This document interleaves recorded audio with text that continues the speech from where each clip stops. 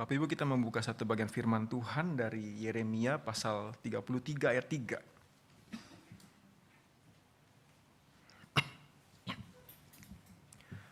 Yeremia 33 ayat 3. Demikian firman Tuhan.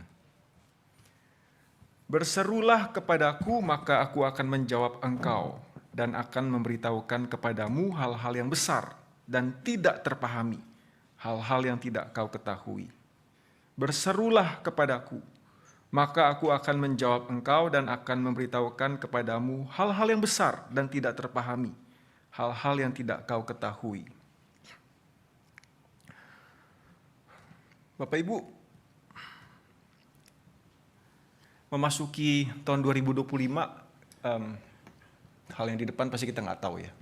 Tapi hal-hal yang sudah terjadi 2024, kira-kira kita sudah melihat berita-beritanya yang kira-kira seperti ini Bapak Ibu Saudara.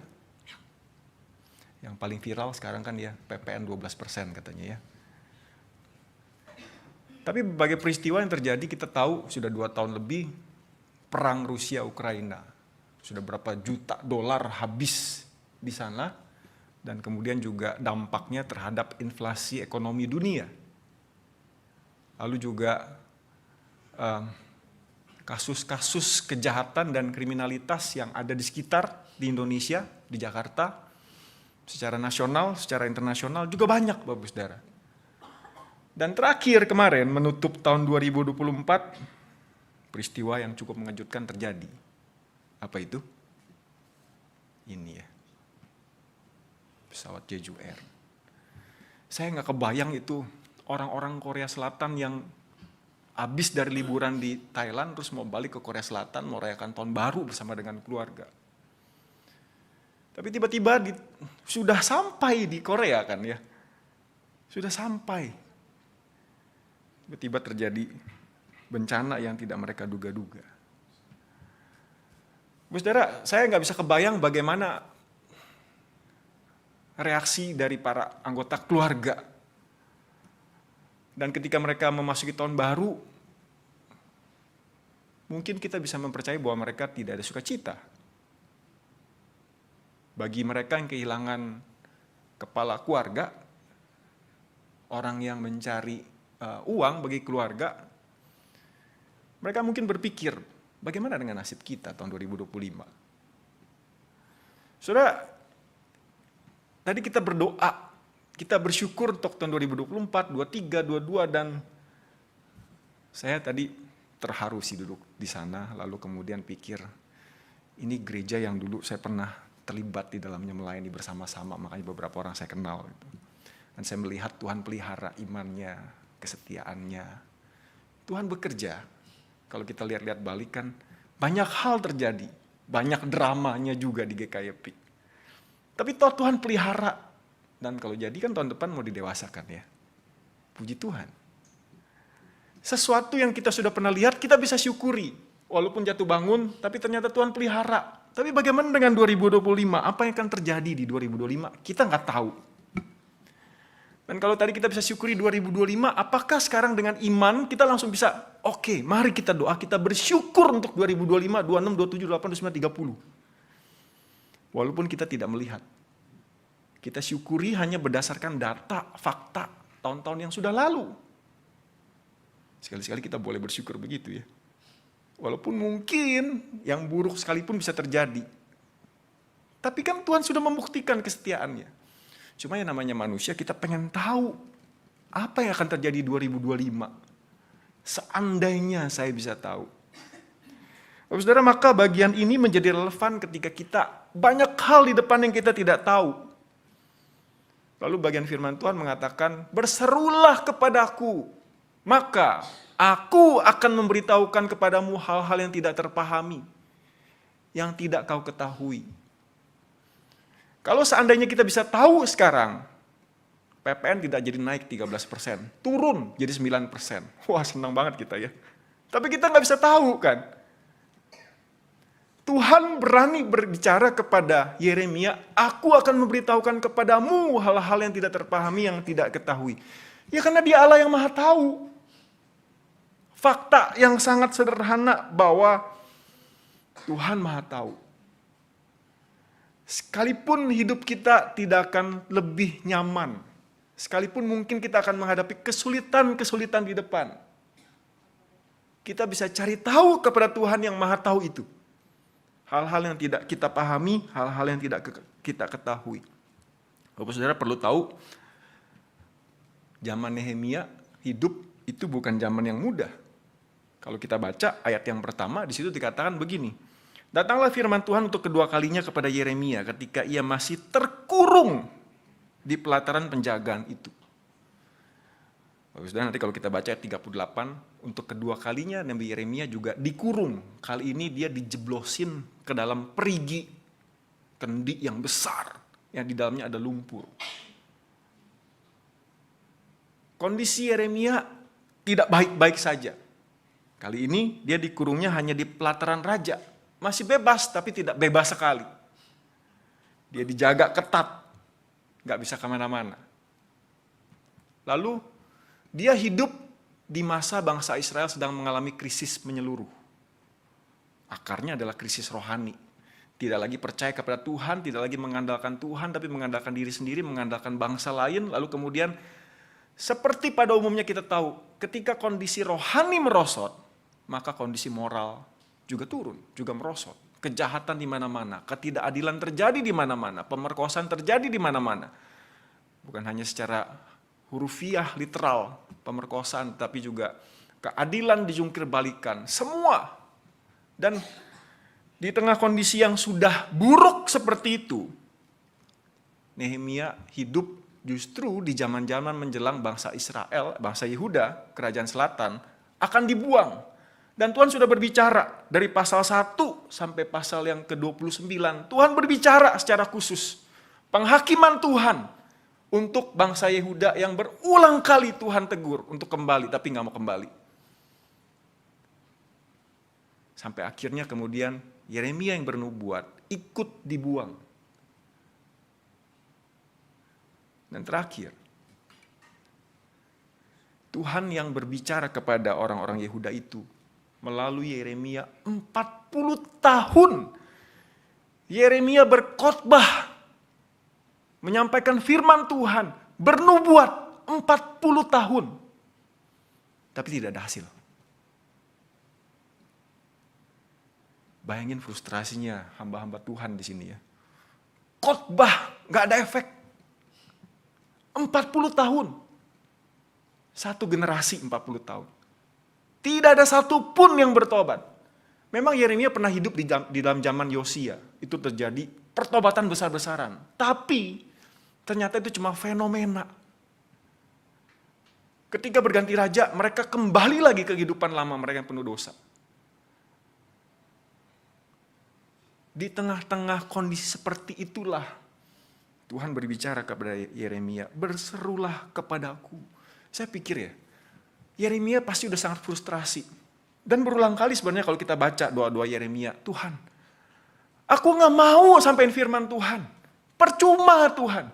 Kenapa Tuhan taruh firman dalam diriku? Bukan aku yang ingin berbicara tentang penghukuman, kejatuhan. Tapi Tuhan paksa aku. Dan sekarang kondisinya sudah begini, aku di penjara, bangsa Israel mau dibuang. Gak ada masa depan. Tapi Tuhan berkata kepada dia, berserulah kepadaku. Kondisi Yeremia sering disebut oleh orang-orang, para penafsir Alkitab, para teolog, nabi yang meratap. Nabi yang hidupnya paling susah. Ada seorang pendeta di abad 19, hidup 18 tahun 1800-an, menyimpulkan begini. Nehemia itu orang yang luar biasa, tapi hidup untuk menanggung beban yang sangat berat. Dan dia adalah nabi yang sepanjang sejarah bangsa Yahudi itu, teladannya, kesungguhannya ketika memberitakan firman Tuhan tanpa takut dan terus berdoa tanpa kenal lelah. Tapi ironisnya, tragedi hidupnya, ia berkhotbah kepada telinga yang tuli, menuai hanya kebencian. Menyampaikan kebenaran firman Tuhan, tapi terus disalah mengerti, bahkan dimasukkan ke dalam penjara. Di tengah-tengah kondisi seperti ini, dia tetap diminta untuk berserulah kepadaku. Karena walaupun kondisinya sekarang sulit, tetapi aku akan memberitahu kepadamu hal besar yang tidak terpahami, yang tidak kau ketahui. Bapak Saudara, mulai pasal 31 sampai pasal hampir 40, Tuhan kemudian menyampaikan firman Tuhan yang bertolak belakang dengan pasal 1 sampai 29 tentang penghukuman bangsa Yehuda. Mulai pasal 30, Tuhan berbicara tentang pemulihan. Yang saya pikir-pikir kalau saya jadi Yeremia, ngelihat kondisi yang udah begitu parah, pasti saya akan mikir, apa mungkin ya? Apa mungkin terjadi pemulihan? Apalagi setelah dia sendiri dipaksa untuk pergi ke pembuangan. Apa mungkin Tuhan? Kan pasti dia hitung-hitung. Sudah habis porak-poranda negeri Yehuda. Tidak ada lagi emas, tidak ada lagi perak, tidak lagi ada orang kaya, tidak ada lagi orang berpendidikan. Semuanya diangkut ke Babel. Yang disisakan nanti itu hanya orang-orang miskin. Yang tidak punya daya. Mungkin gak sih Tuhan? Tapi Tuhan kasih tahu hal-hal tidak terpahami, hal-hal yang tidak ketahui itu sebagai pemulihannya. Terus dari tengah-tengah kondisi krisis itu, Tuhan menyingkapkan masa depan bangsa Yehuda. Bapak Saudara, saya sering mikir gini ya, kenapa ya Tuhan sering berbicara bukan pada saat kita senang? Kalau kita baca Alkitab, 90%, 80-90%, selalu Tuhan berbicara di dalam masa krisis. Padahal menurut saya, bukankah kita seringkali justru ketika kita sedang enak, aman, nyaman hidupnya, boro-boro kita ingat Tuhan. Dan bukankah justru di momen-momen seperti itu kita perlu Tuhan berbicara kepada kita. Tapi faktanya adalah ketika dalam krisis Tuhan berbicara dan Tuhan terus mau ngomong secara pribadi kepada Yeremia. Bapak Saudara, ada satu bagian yang menarik. Kayaknya saya pernah khotbahin di sini sih, saya lupa. Di dalam Perjanjian Baru, Markus 4 ayat 35 sampai 41. Satu kali habis Yesus pelayanan, murid-murid habis pelayanan, pulang pelayanan, diajak Yesus pergi. Mari kita menyeberang ke daerah Gerasa, itu seberang Danau Galilea. Lalu kemudian di situ, murid-murid yang diajak itu ikut Yesus nyeberang naik perahu. Nah di tengah danau itu kemudian terjadi ombak yang sangat dahsyat, topan. Air danau itu masuk ke dalam perahu. Perahu hampir tenggelam. Bapak Saudara, yang terjadi Yesus tidur. Satu-satunya orang yang tidak sibuk untuk menyelamatkan perahu itu hanya Yesus. Bukankah timbul pertanyaan, kalau perahu itu hampir tenggelam dan ombak begitu besar, nggak mungkin Yesus nggak kecipratan air kan ya? Nggak mungkin Yesus nggak berasa itu ada air masuk, tapi Yesus tidur aja dengan tenang. Nah, saya menebak Yesus sengaja. Hanya supaya akhirnya murid-murid yang sudah kewalahan itu panggil Yesus. Di situ dicatat ya. Lalu murid-muridnya membangunkan dia, berkata kepadanya, "Guru, tidak pedulikah engkau kalau kita binasa?" Bapak Saudara, membangunkan dia dan berkata itu sama dengan istilah yang dipakai di Yeremia 33 ayat 3, "Berserulah kepadaku." Murid-murid akhirnya berseru kepada Yesus. Setelah mereka sudah tidak sanggup lagi mengandalkan kekuatan mereka, pengalaman mereka sebagai nelayan. Kita tahu Petrus, Yakobus, Yohanes, Andreas itu nelayan. Tunggu sampai titik kritis, baru mereka cari Tuhan, panggil Tuhan. Tapi disinilah keagungan Tuhan. Bapak Saudara, sebelum pasal 4, Yesus hanya menunjukkan dirinya sebagai guru yang luar biasa mengajar dengan otoritas, tidak seperti ahli-ahli Taurat. Murid-murid kagum, ini dia guru yang tepat, kita tidak salah pilih. Ini dia rabi yang mulia, kita tidak salah pilih. Tetapi mereka hanya kenal sebagai rabi. Atau mungkin sebagai pengusir setan. Atau mungkin sebagai pembuat mujizat.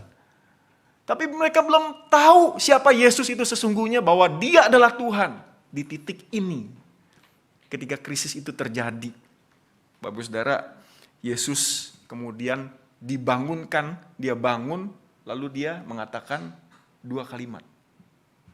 2 kata, bukan 2 kalimat. Masih ingat gak waktu baca Alkitab? Apa?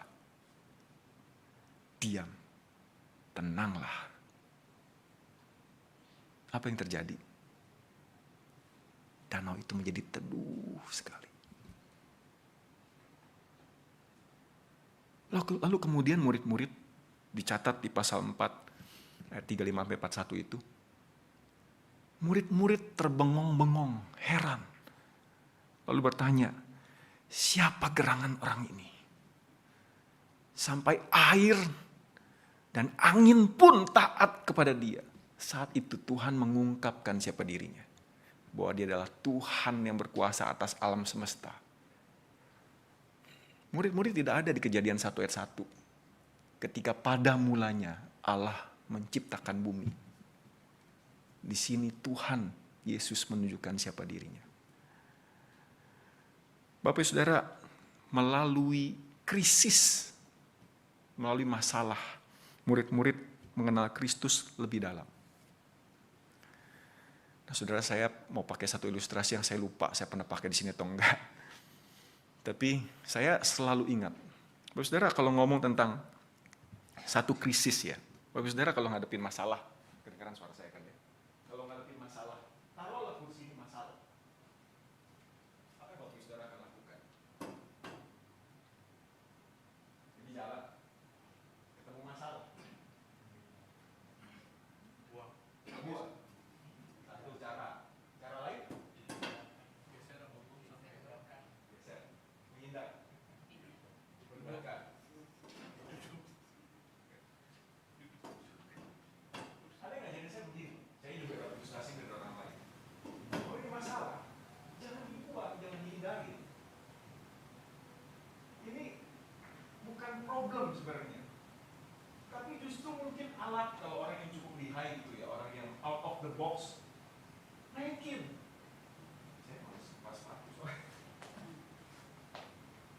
Sebenarnya kalau di depan ada tembok-tembok, ini masalah, kita nggak bisa lihat apa yang di luar tembok itu kan.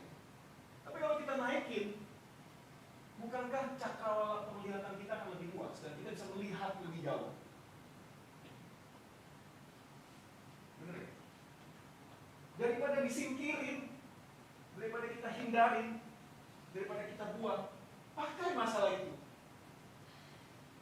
Tapi itu filosofi dunia menurut saya, walaupun ada kebenaran di dalam. Saya pikir, kalau kita hadapin masalah, entah ini masalah yang kita buat, jangan ada masalah yang kita buat ya. Kalau usah dicari buat masalah, kita akan sendiri. Jangan-jangan ini adalah calling dari Tuhan. Bukan supaya kita memanfaatkan masalah.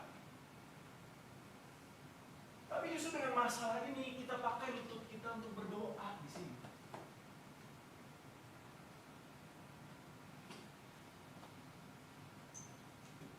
Dan masalah itu bukan lagi jadi masalah, tapi masalah itu adalah berkat sebenarnya.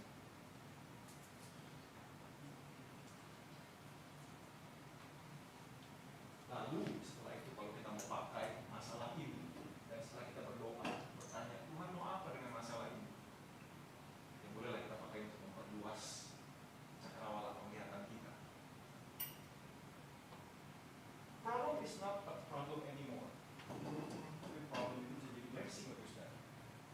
Dan lewat masalah, kita akan kenal siapa Tuhan kita, dan juga siapa diri kita.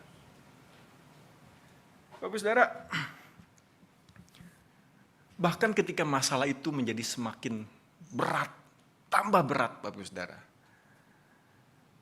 Rasul Paulus bilang begini sama jemaat di Tesalonika, tetaplah berdoa. Nah, menarik begini ya. Konteks surat 1 Tesalonika itu adalah orang-orang di Tesalonika itu ketika mereka pertama kali terima berita firman, berita Injil keselamatan, mereka itu dianiaya. Dan terus hidupnya menderita. Tapi Paulus bilang tetaplah berdoa. Panggilan untuk tetaplah berdoa, lanjutkan berdoa, apapun situasimu, bahkan kalau itu semakin berat, berlaku juga kepada Yeremia. Makanya Tuhan bukan cuma sekedar ingin menyatakan tanpa ada bagian kita untuk berserulah kepadaku. Berserulah kepadaku. Pertanyaan saya, di luar semua yang sudah kita renungkan bersama-sama ya. Kenapa ya Allah panggil Yeremia berdoa? Saya coba untuk mencari-cari alasan Bapak Ibu Saudara. Yang masih bisa dipertanggungjawabkan lah ya. Yang pertama, mungkin menjaga Yeremia tetap waras. Karena dia dalam situasi yang tidak enak, sedang dikurung. Secara mental, emosional tentu dia sedang down. Sedang sulit. Siapa lagi yang menjadi pegangannya ketika dia hanya satu-satunya orang di tempat penjagaan itu? Selain Tuhan yang kepadanya dia bisa berbicara langsung. Bapak Saudara kalau baca ya, kitab Yeremia, saya mencatat setidaknya ada 6 doa Nabi Yeremia. Dan 6-6-nya itu kebanyakan doa berkeluh kesah sama Tuhan. Kenapa harus aku Tuhan terhadap bangsa yang bebal ini? 40 tahun. Enggak gila udah bagus dia.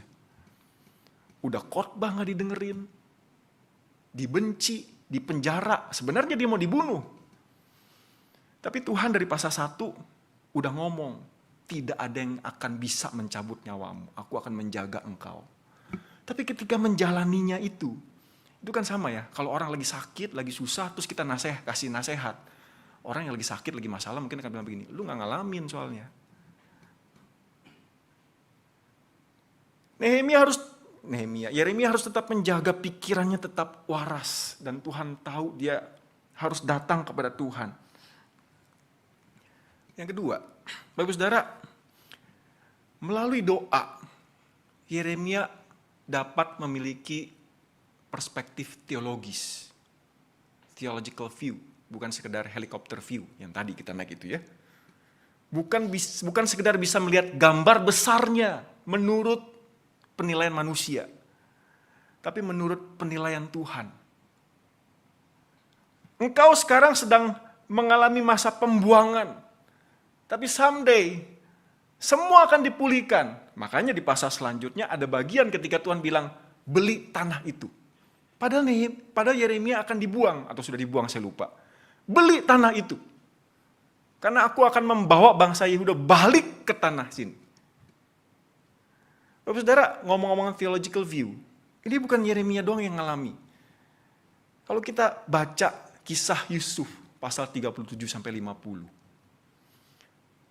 Mana ada yang bisa ngerti Yusuf yang ngimpi akan jadi seorang pemimpin, seorang raja, kemudian dibuang menjadi budak ke tanah asing yang dia tidak mengerti bahasanya. Baru sampai kemudian dia sudah mengalami itu semua. Papanya meninggal, Israel, Yakub. Lalu kemudian saudara-saudaranya takut karena mereka sudah menjual Yusuf. Datang kepada Yusuf. Jangan-jangan nanti kita dibunuh semua. Tapi Yusuf bilang apa? Kamu memang mereka-rekakan apa yang jahat. Tapi Tuhan mereka-rekakannya untuk mendatangkan kebaikan, yaitu memelihara bangsa yang besar ini. Itu theological view. Rasul Paulus pernah ngomong hal yang mirip-mirip, Roma 8:28. Kita tahu sekarang bahwa Tuhan turut bekerja dalam segala sesuatu untuk mendatangkan kebaikan pada kita. Itu theological view. Lalu alasan yang ketiga. Bapak Saudara, ketika Yeremia datang kepada Tuhan dan firman disampaikan kepada Tuhan di dalam doa, Yeremia semakin kenal Tuhan. Mana buktinya? Buktinya kitab Yeremia yang dibagi dua ini. Kalau bukan hanya kitab Yeremia, kita berulang kali membaca di dalam perjanjian lama sebelum bangsa Israel, bangsa Yehuda dibuang. Berkali-kali Tuhan bilang, ini anak kesayanganku. Bukan karena kamu lebih hebat, lebih besar, lebih kaya, maka aku pilih bangsa Israel. Tapi karena kasih dan kesetiaanku, aku pilih engkau. Walaupun terus jatuh sampai Tuhan buang dan Tuhan diamin selama 400 tahun. Tapi Tuhan terus berbicara. Aku akan mengembalikan mereka ke tanah Israel. Bukankah Yeremia menjadi tahu siapa Tuhan yang panjang sabar, berlimpah kasih setia? Bukan ngomongin sekedar sakit nanti sehat. Bukan sekedar ngomongin miskin nanti kaya. Bodoh jadi cerdas. Tapi hal yang jauh lebih besar. Siapa Tuhan yang kita percaya dan kita sembah itu? Itu yang jauh lebih agung dan menguatkan, yang membentuk karakter kita supaya kita kenal Tuhan dan akhirnya kita kenal diri. Dibanding Tuhan yang panjang sabar itu, waktu siapin bagian ini saya jadi mikir, wah betapa saya jauh tidak sabar sama anak saya. Betapa saya jauh tidak setia sama istri saya. Betapa saya bukan siapa-siapa. Sekedar Tuhan menjentikkan jarinya, asal dia mau menghukum kita, habislah kita. Tapi Tuhan kebalikan dari semuanya itu. Saudara, saya selalu ingat pesan dari Ibu Ati, Pendeta Rahmiati Tanujaya. Dia bilang begini, kenal Tuhan, maka kamu kenal diri. Kalau kamu kenal Tuhan, kamu kenal diri, kamu jadi tahu diri. Benar ya Bapak Ibu ya? Lalu yang terakhir, tahu apa yang menjadi kehendak Tuhan. Yeremia bukan hanya sekedar tahu siapa Tuhan, tapi Tuhan yang mengungkapkan rencananya ke depan. Yeremia jadi ngerti bahwa hidupnya tidak akan berakhir di dalam pembuangan itu, di dalam kurungan itu. Yeremia harus membeli tanah seperti tadi saya ungkapkan melalui firman Tuhan ini. Bapak Saudara, jadi next time, selanjutnya, ketika Tuhan panggil kita untuk datang kepada Dia, berdoa, jangan di-decline, di-accept. Kita seringkali pilih yang warna merah ketika kita sibuk, ketika kita terburu-buru, ketika kita tergesa-gesa. Atau kita seringkali juga mungkin pencet yang merah, ketika kita merasa saya sudah berdoa tapi nggak ada jawaban. Saya sudah berdoa minta ampun tapi saya kayaknya nggak bertobat. Udahlah cukup. Tuhan panggil kita untuk berdoa.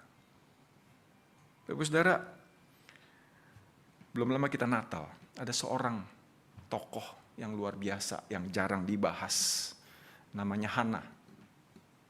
Seorang janda yang umurnya 84 tahun dan sudah puluhan tahun dia tidak pernah meninggalkan bait Allah. Beribadah dengan berpuasa dan berdoa.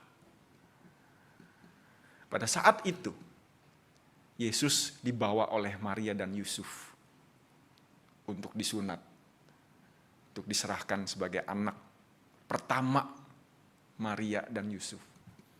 Lalu ketika dia sedang berpuasa berdoa, Hana kemudian melalui Roh Kudus yang berbicara kepada dia, entah saat itu juga atau hari-hari sebelumnya, bahwa akan ada seorang bayi yang dibawa, diserahkan, dipersembahkan untuk Tuhan. Yang mendekat, lalu kemudian dia berbicara tentang anak itu. Di dalam doanya Tuhan mengungkapkan bahwa inilah Mesias, Sang Juru Selamat. Karena kesetiaannya di dalam berdoa. Tiap kali Tuhan panggil kita untuk berdoa, berdoa. Ada satu contoh yang menarik, saya tidak kutip di sini. Bapak Saudara, kalau baca kitab Nehemia itu juga menarik. Nehemia tuh udah di dalam pembuangan. Kemudian ada orang-orang sebangsanya datang, ketemu Nehemia, cerita betapa buruknya kondisi bangsanya. Nehemia lalu kemudian duduk, berdoa, berpuasa, mengoyakkan baju, menaruh abu di atas kepalanya. Berdoa untuk bangsanya. Yang gak ada hubungannya, dia udah hidup nyaman sebenarnya. Dan yang menakjubkan begini ya, kita seringkali sedikit punya waktu seperti Nehemia. Tetapi satu kali begini, ketika akhirnya dia berdoa, berpikir apa yang aku bisa lakukan untuk bangsaku, dapat satu kesempatan dia seorang juru minuman raja. Dia bawa piala atau cangkir untuk kasih minum ke raja. Di Nehemia, saya lupa pasal 1, pasal 2 itu, dicatat begini. Ketika raja bertanya, sebelum Nehemia menjawab, Nehemia berdoa. Dalam hitungan detik, dia berdoa. Yesus pernah berkata begini kan ya, jangan takut ketika kamu diperhadapkan kepada hakim-hakim, mahkamah agama. Berdoalah, karena pada saat itu juga bukan kamu yang akan berbicara, tetapi Bapa yang akan berbicara melalui Roh Kudus. Doa katanya adalah nafas hidup orang Kristen. Ada waktu kita harus berdoa secara kontemplatif. Tapi ada waktu di mana waktu-waktu yang memang mepet kita perlu berdoa kepada Tuhan. Lakukan. Itu panggilan Tuhan kepada kita untuk berdoa. Saudara, firman Tuhan itu dinyatakan di dalam doa. Dan Tuhan lewat doa dan firman mau berelasi sama kita.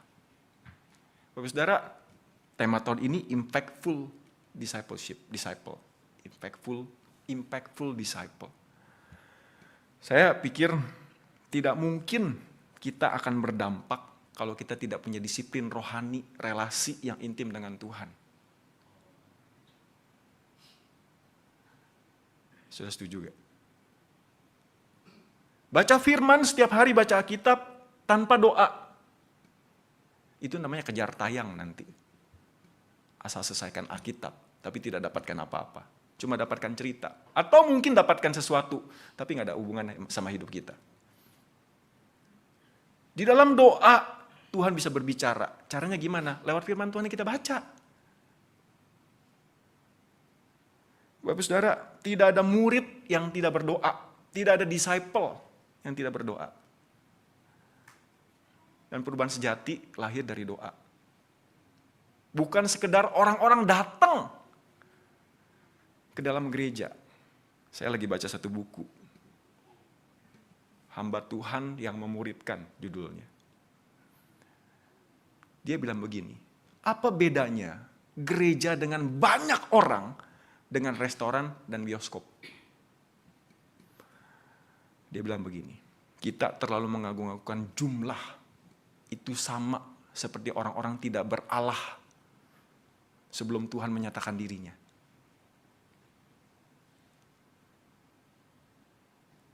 Seorang murid harus berdoa, harus baca firman. Kita tidak bisa memberikan dampak dalam hidup orang lain.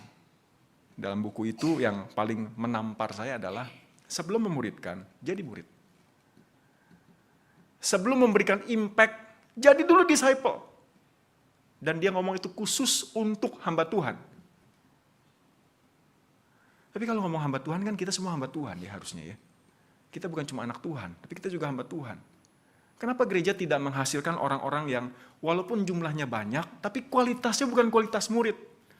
Ya karena kita terpesona dengan acara, dengan jumlah, dengan bangunan. Bukan kualitas setiap jemaat, setiap orang, setiap pribadi yang ada di dalam gereja. Kita sering terpukau dengan hal-hal yang fenomenal, Bapak Ibu Saudara. Tidak ada murid yang tidak berdoa, dan perubahan sejati lahir dari doa. Jadi Bapak Ibu Saudara, kalau mau jadi gereja yang impactful, menuju GKY jemaat peak, dewasa kan tuh ya. Jangan berhenti untuk berdoa. Jadilah gereja yang berdoa. Gereja bukan bangunannya, tapi kita. Supaya ketika nanti sudah bisa bikin keputusan sebagai gereja mandiri, sudah kita bisa sangat peka-peka pada pimpinan Tuhan. Bukan yang kelihatannya bisa dikerjakan itu pasti maunya Tuhan, belum tentu. Bukan yang kelihatannya program ini pasti sukses yang Tuhan mau, belum tentu. Mungkin yang kelihatannya tidak mungkin, atau mungkin kita harus mundur dulu, jangan-jangan itu kehendak Tuhan. Dan itu hanya kita bisa punya kepekaannya kalau kita punya relasi yang intim dengan Tuhan. Di dalam doa dan firman. Kemunduran, jangan-jangan maunya Tuhan. Hal-hal yang sulit, jangan-jangan memang Tuhan berikan supaya kita naik kelas. Kan mahasiswa juga begitu kan. Kalau nggak ada ujian, dia nggak naik kelas. Kepekaan itu hanya kita bisa miliki ketika kita mencari Tuhan dalam doa. Dan kalau itu terjadi, bayangin, setiap orang dalam GKY Peak adalah murid Tuhan. Jumlah pasti Tuhan tambahkan, gak usah pusing. Amin. Mari kita berdoa.